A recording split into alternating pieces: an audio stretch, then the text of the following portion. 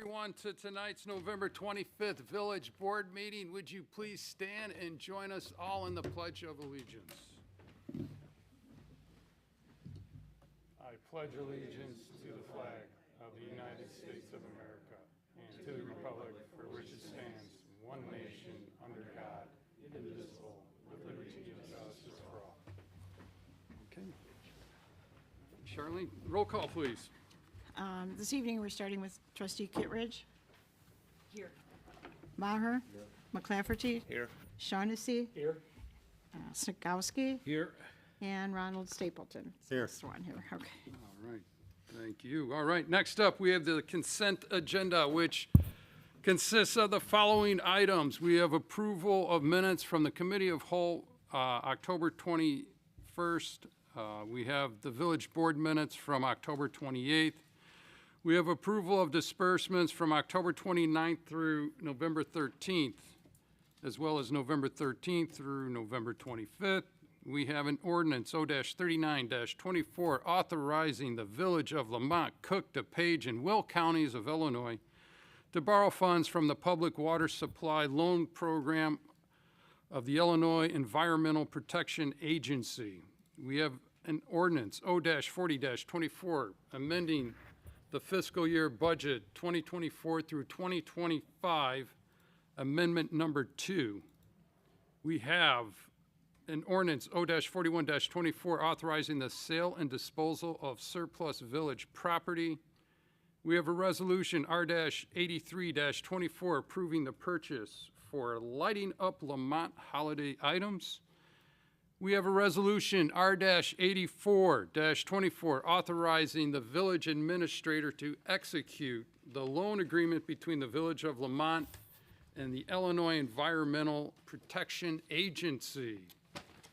Continuing on, we have a resolution R-85-24 authorizing the purchase of rock salt for the fiscal year 2024 through 2025. We have a resolution R-86-24 approving the intergovernmental agreement with the State of Illinois and the Village of Lamont appropriating funds for the State Street Resurfacing Project.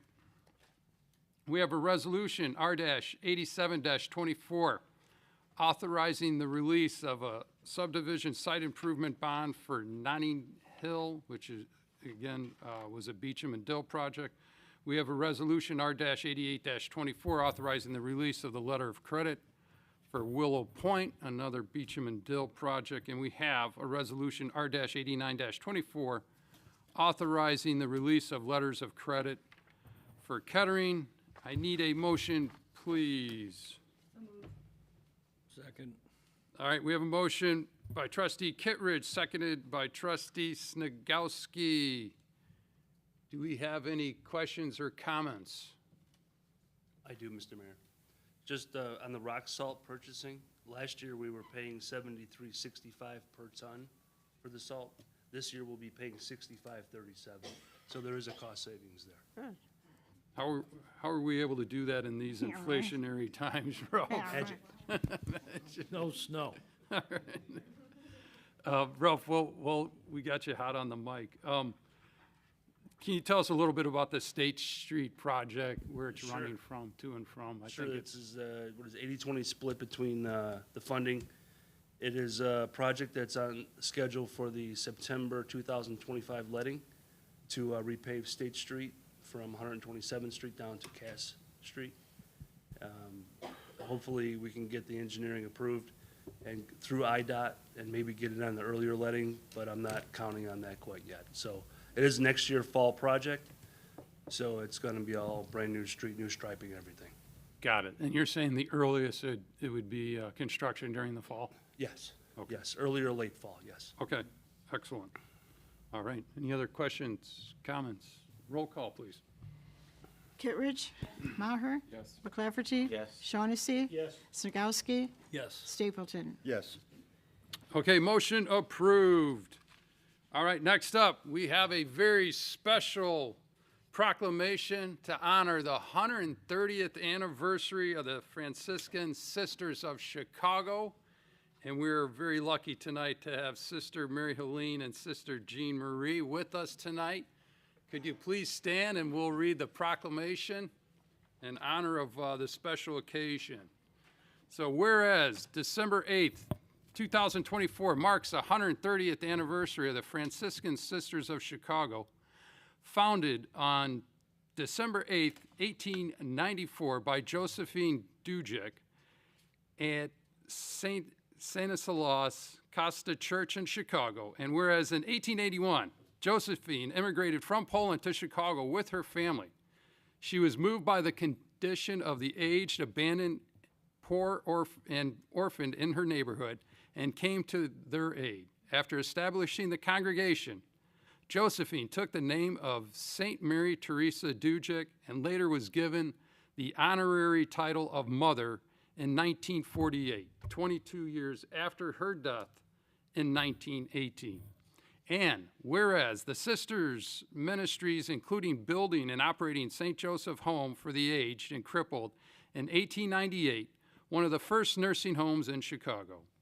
In 1899, the sisters established St. Vincent Orphanage and began an education ministry expanding to 44 grammar schools and 2 high schools, many of which were in Chicago.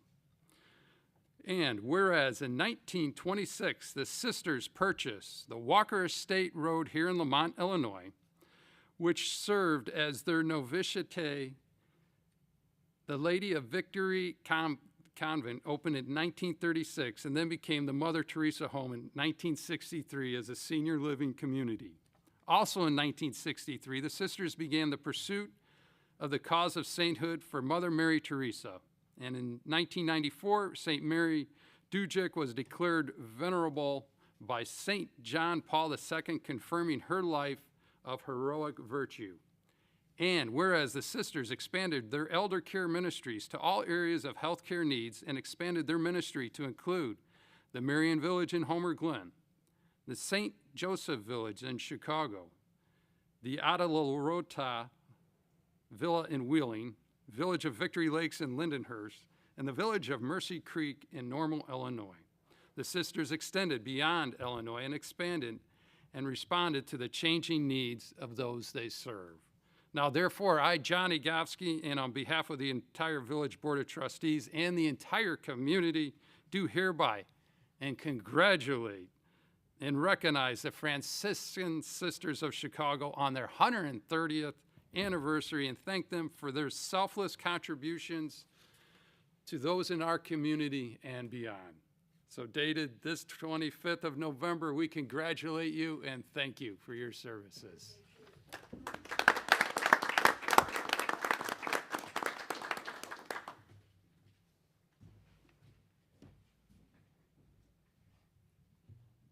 I'm half Polish and half Irish.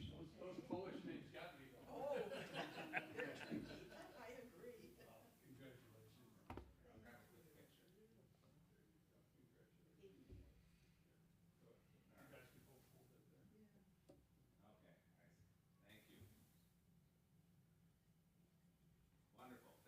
Thank you so much for coming out, and congratulations again, appreciate it. Thank you. Have a happy Thanksgiving. Thank you. You too. All of us over at Franciscan Village wish you the same. All right. Thank you. Keep up the great work. Okay.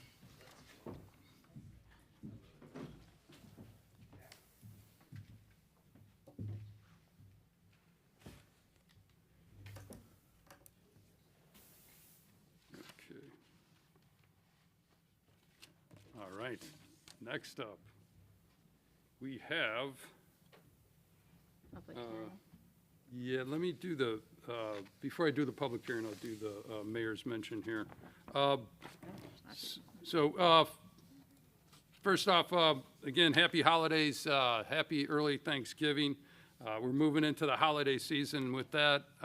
First off, again, everyone, happy Thanksgiving. And the village offices will be closed on Thanksgiving Day and the Friday after of this week. We are truly grateful to our employees and committee members for your dedication, your support, and hard work throughout the year. Everyone have a wonderful Thanksgiving. Next up, Lamont Downtown has put together the 2024 holiday gift guides to help with your holiday shopping in downtown Lamont. You really must visit the news page at lamontdowntown.com and check out the guide articles for those who either A, love adventure, love to unwind, who love trends and treasures, and for those who love the sentimental. Again, you're sure to find the perfect gift here in Lamont, so check us out. Also, now that you have some gift-giving ideas, shop during Small Business Weekend, which is this Friday, November 29th through Sunday, December 1st. When you spend $15 or more at a participating business in the downtown during the Small Business Weekend, you can get a custom embroidered Lamont patch with your purchase while they last. The patches include, Jason, Archie, right? Archie, yeah. Which is what our vintage downtown Lamont logo, is that correct? All right. The Bugnick Plaza clock, a quarry worker, or a pierogi, you're definitely going to want them all. So please come on out. Visit the events calendar or news page on lamontdowntown.com for participating businesses, and please be sure to get out and shop at Lamont this weekend and the weekends leading up to and beyond Christmas.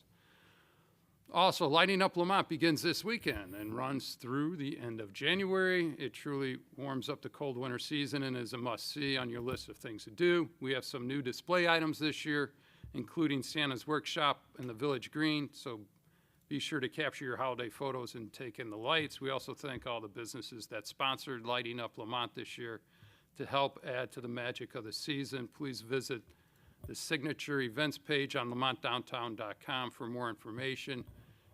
And Ralph, in advance, want to thank you and your staff for all your hard work.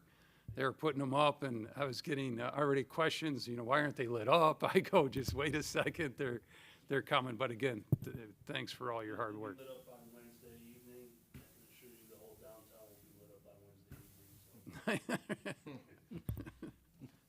Figuratively as well. But the Hope and Friendship Foundation is making Christmas care bags and taking collections of paper products, cleaning items, and personal care products December 1st through the 20th, so please drop off at bin locations located at Old Quarry School Entryway, the Lamont Police Department, Village Hall, 416 Main Street, in our doorway, and 3 Stories Book, which is located at 310 Canal Street. Please visit their website for more information at hopeandfriendshipfoundation.com or visit their Facebook page. Coming up on Saturday, December 7th, Tractors for Toys will be collecting toys and winter apparel items to benefit the needs of our community. New unwrapped toys for all ages, hats, gloves, scarves, and coats can be dropped off on December 7th at either the Target Plaza and or Pete's Market Plaza from 11 a.m. to 4 p.m. and also during hometown holidays in downtown Lamont on Front Street near the Bridge Banquet Hall from 2 to 5 p.m. Any family in need, please check these items, and you can do that by emailing the lamonttractorclub@gmail.com. Lastly, the most magnificent, magical event of the year, our hometown holiday returns on Saturday, December 7th from 2 to 5 p.m. There, again, is going to be so much to see and do during the hometown holiday, from visits with Santa to our annual tree lighting at 5 p.m., fun and family-friendly activities at participating businesses, to marshmallow roasting with the fire department. You must read all about it, and please join us. You can visit our event calendar at lamont.il.us or lamontdowntown.com. So again, a lot going on. Going to be another great holiday season, and looking forward to seeing everyone out, and looking forward to Lamont being lit up. So with that being said, we'll move on. We now have a truth in taxation hearing for the 2024 property tax levy. I need a motion to open the public hearing, please. So move. Okay, we have a motion by trustee Stapleton, seconded by trustee Snagowski. At, it looks like 7:48 p.m., if my watch is correct. Call it 6:45. 6:45, I'm sorry. We didn't fall back on this clock up here, so, anyway, 6:45, all in favor, say aye. Aye. Any opposed, say nay. We are now open for public comment. George, you want to run this? Do you have anything you want to go through the item? Thank you. Thank you, Mr. Mayor. This is the 2024 property tax levy. The amount is $4,824,249, which is 6.72% higher than last year. The 6.72 is made up of two components. One is the CPI, which is 3.4%, and the remainder is new growth, which is residential and commercial construction. We've also published this as required by state statute. We're required to publish it in the newspaper, which we did on November 12th in the Daily Southtown and on November 15th in the Lamont Suburban Life. Got it. And Darshana, just repeat what you just said. The increase coincides with the inflation, correct? Which is 3.4. 3.4, plus new growth in town, which new growth being defined as new buildings, new houses, increase. Residential and commercial. Yeah. Correct. Got it. All right, thanks, Darshana. Any questions or comments? George, you no, want to with- open it up? Yeah, with the public hearing being open, if anybody has any public comment, you can come up to the podium on the Truth in Taxation public hearing. And there'll be an opportunity later on in the meeting for general public comment, but for the public hearing currently, and seeing none, Mayor, you can entertain a motion to close Okay. the public hearing. All right, need a motion to close public hearing? Moved. Second. Okay, we have a motion by trustee Snagowski, seconded by trustee McClafferty. All in favor, say aye. Aye. Any opposed, say nay. Public hearing is now closed. That is it for the mayor's mention. Next up, we have the clerk's report. Charlene, you want to take that, please? Sure. The first item I have this evening is an ordinance, and it would be ordinance O-42-24. And this is amending Title 17 of the Lamont Municipal Code, the Lamont Unified Development Ordinance of 2008. And it will be concerning definitions, uses, and awning signs. Okay, need a motion, please. So move. Second. Okay, we have a motion by trustee Stapleton, seconded by trustee Shaughnessy. Any other input regarding this? Okay. Questions, comments? I do have, Go ahead, I guess, Rich. 2 questions. And I think we covered them, I just don't remember what they were or what our next step will be.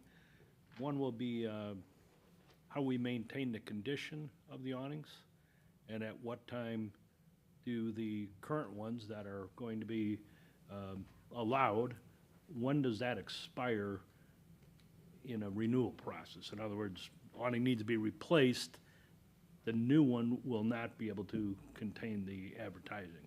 Sure. Is that correct? Yeah.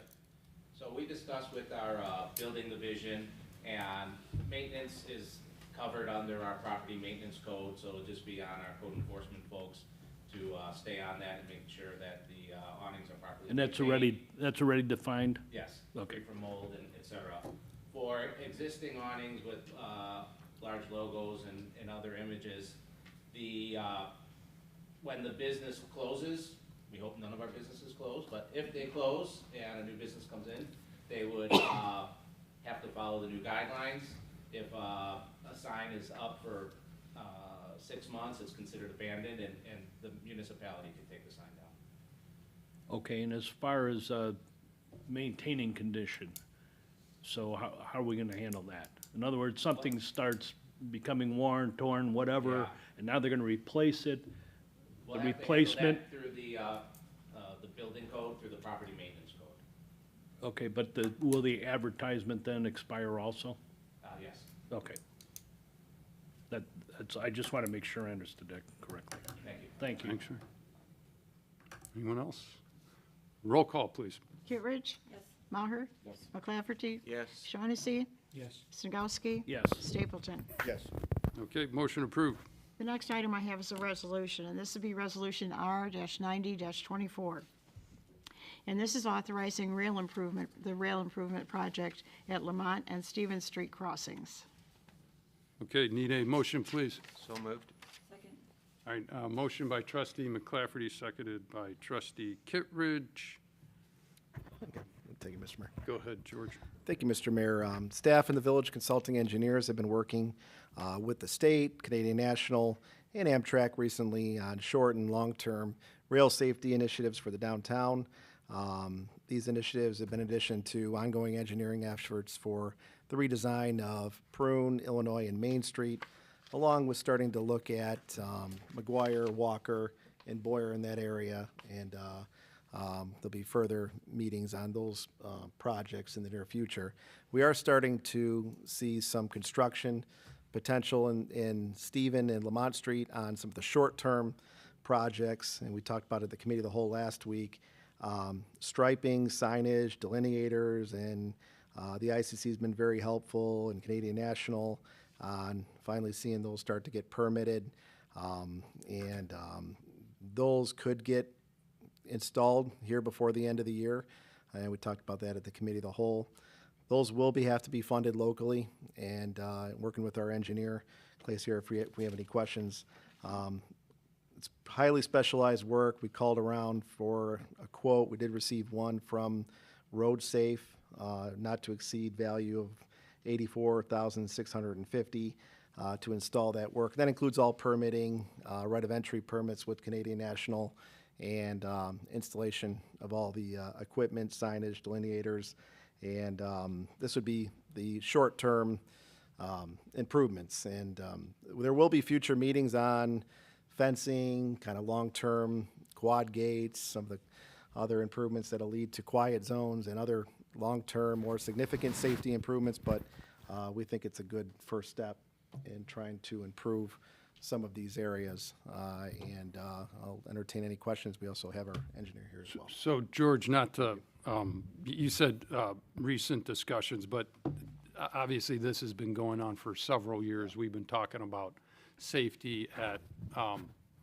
all the crossings throughout town, about potentially getting, the what do you call it, safe zone or the quiet zone, thanks, Chief, that has the quad gates. We've been working on this for several years. Clay, I know you've been involved in this quite a bit. Unfortunately, we've had some horrific, tragic incidents, specifically over the last several months. And it's been, kind of frustrating because a lot of, some of these, what we would consider, minor improvements, we were delayed because of, we don't own the right-of-ways to these traffic safety signals. This is not a village-owned thing. We cannot just put up what we think needs to go up. There has to be a lot of coordination, and no one's being blamed here, but, some of these entities move, at the speed of a glacier, as far as getting this stuff done. And so again, we've been looking at this. We've been looking at not only, more minor improvements, better signage, better lining, but also permanent solutions as far as relating to quad zones, looking at, or I should say quad gates. Some of that might be, we have landlocked issues because, we're an old town. So we have to, go through several of those. But, just in the short term, getting these improvements done, hopefully they'll go a long way there. But again, Clay, looking forward to continue working with you and your firm. I know you've done a great job. This is not a cheap project. People are like, hey, make it a quiet zone. And well, that's, several $1 million, and that's not something Lamont can afford. We have to, get this funding through grants because we do not have that type of money. So again, Clay, appreciate your help on that. I'd just like to make a comment too, Mayor, that the rail safety is a priority for the village and has been. And the fact is that the mayor's statement about the railroads moving at a glacier speed would be an understatement. Working with the railroad, they're autocratic. It's their way or the highway. There's no debate. So trying to talk sense into them really is like talking to the wall. The fact that the trains come through at 70 miles an hour When we have functions, we do inform the railroad companies, and they continue to move their trains at the same speed. So some of the things that people may feel are common sense, they are to us, but when it goes to the level of the railroad, that seems to disintegrate. So I just want to say that the village has been working as best they can to make it safe for everybody down there, and it's really a difficult job. It shouldn't be, but it is. And not to lay blame at anybody's feet, but when the railroad is controlled and they fail to move or listen to basic requests, the village is sort of helpless then. Thank you. Anyone else? Okay. All right. Roll call, please. Kittredge? Yes. Maher? Yes. McClafferty? Yes. Shaughnessy? Yes. Snagowski? Yes. Stapleton? Yes. Okay, motion approved. The next item I have is also a resolution. This would be R-91-24, and this is approving the final plat of subdivision for 13011 Grant Road by Donegal. Okay, need a motion, please. So moved. Second. Okay, motion by trustee McClafferty, seconded by trustee Snagowski. Is anyone taking this? Go ahead, Jason. Yeah, I think we're being unfair to Glaciers earlier.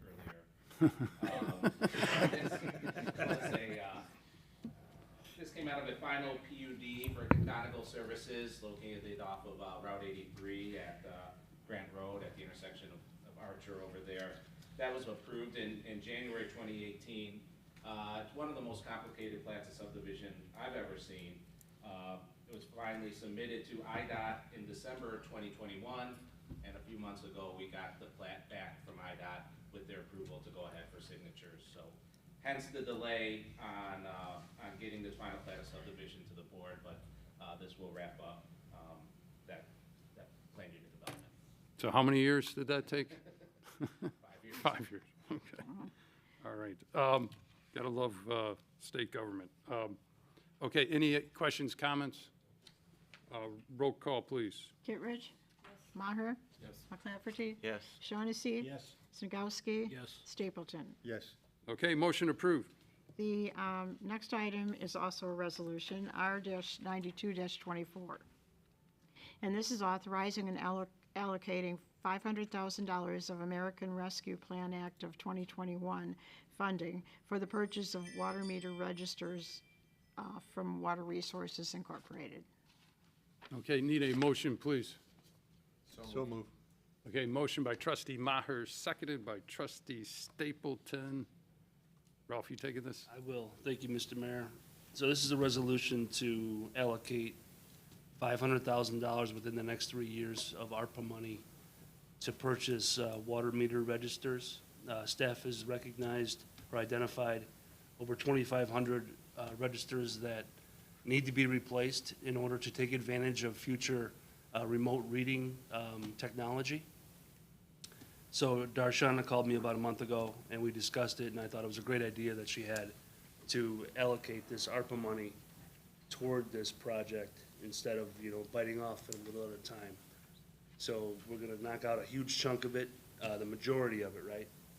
And that's what this resolution is for, to allocate that money to upgrade those registers so they could be read remotely.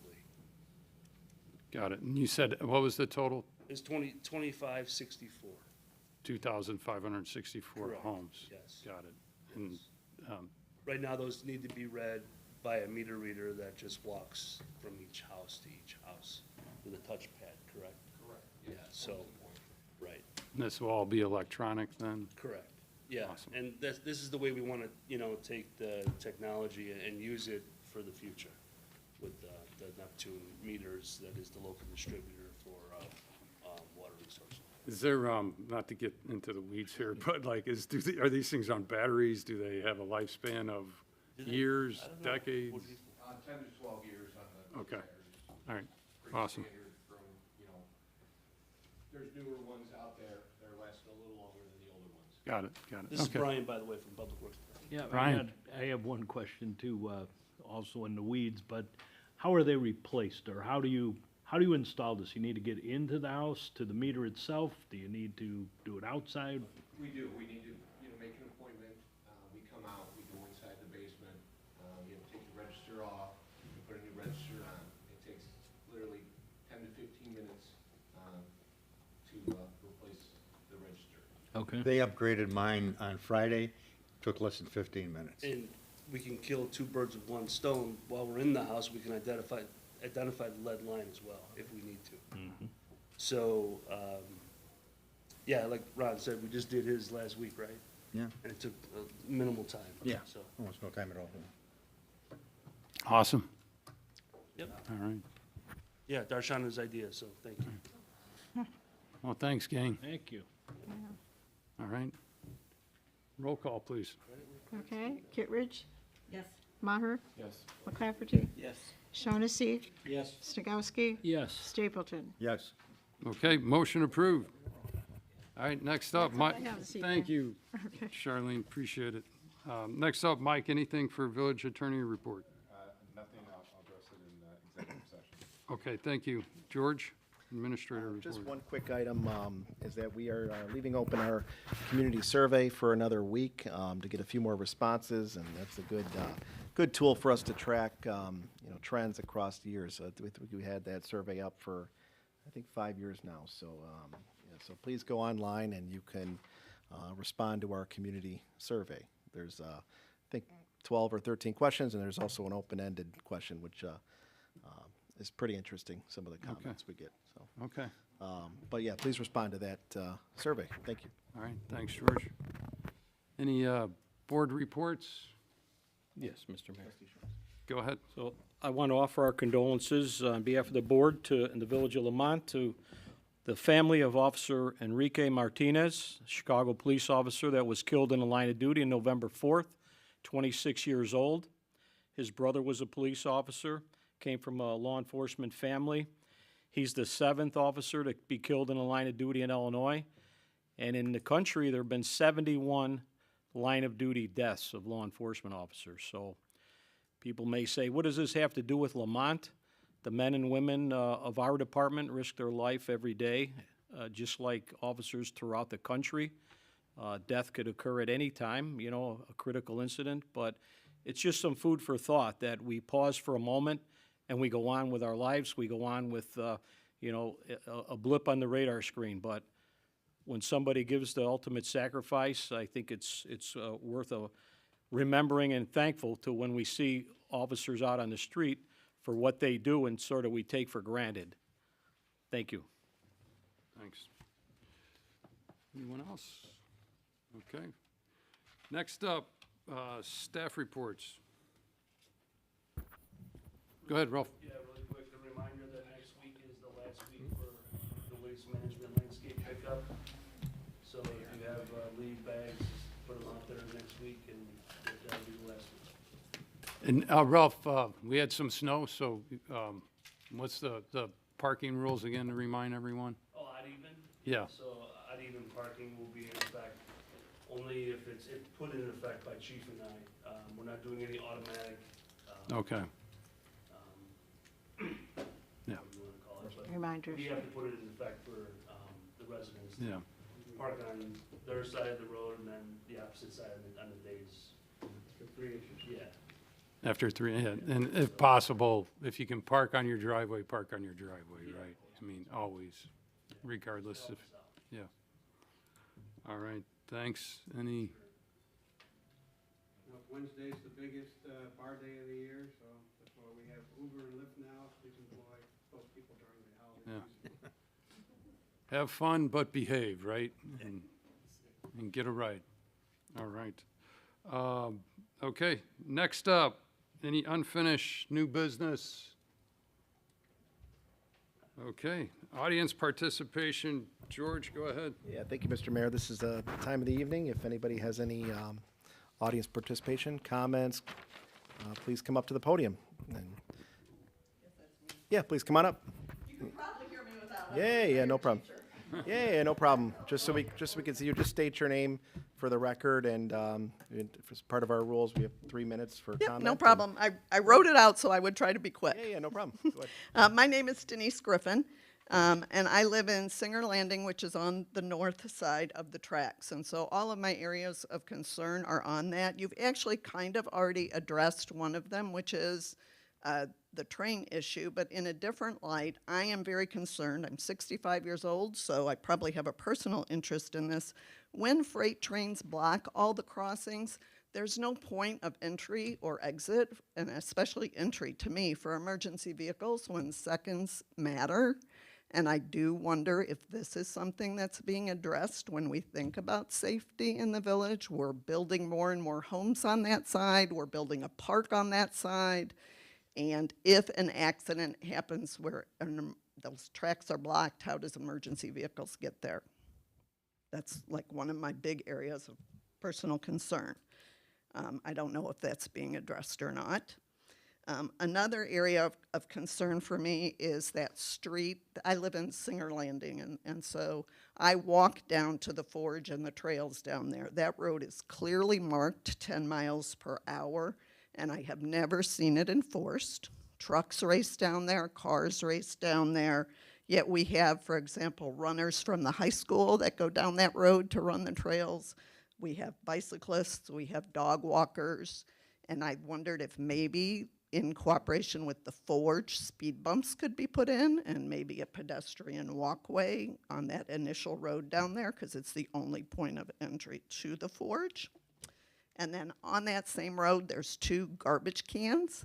And recently my son took it upon himself to clean it up. I have pictures of things that he found. Those trash cans there don't have lids.